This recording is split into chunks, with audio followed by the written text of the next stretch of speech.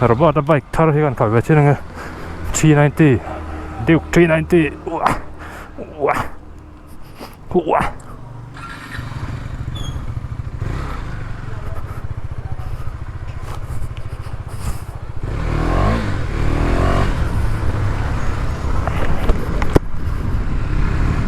Phi vẫn nó vẹt về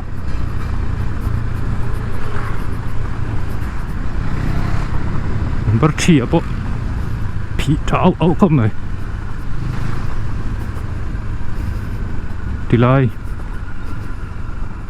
không cả qua lòng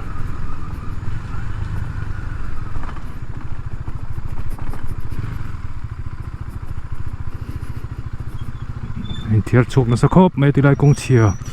đi trần hiểm hết không phải thạc lông khớp mày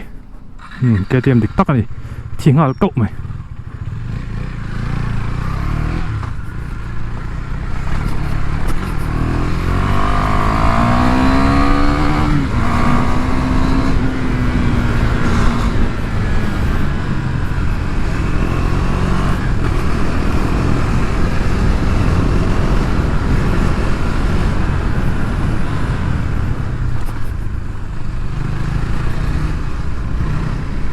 mi ở vào dấu vào về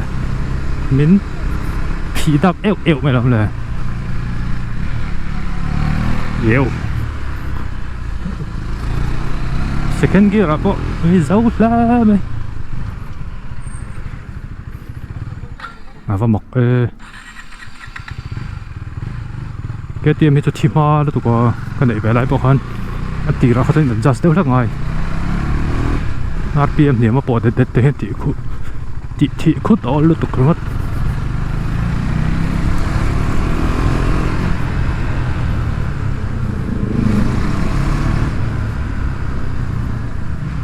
ก็เลยตัวง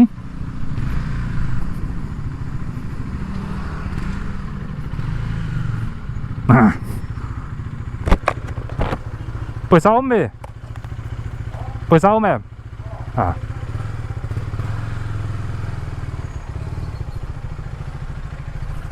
Có lệ tốn mi vắt dấu lép về hay thua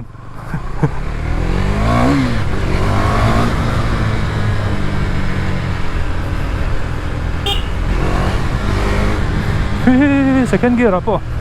bùi lút tục lộm đâu lo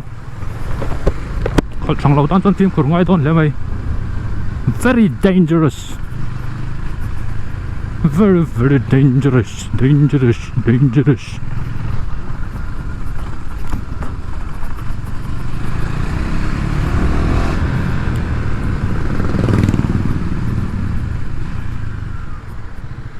mà sẽในcái thâu cái đồ nó sản xuất cái chút cái body xây được đúng không cái chút chiên cái chút nát lâu xây thêm lâu xây ốc mấy này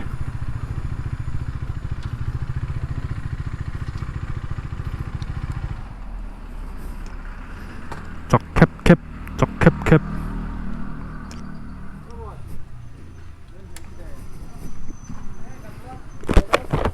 mà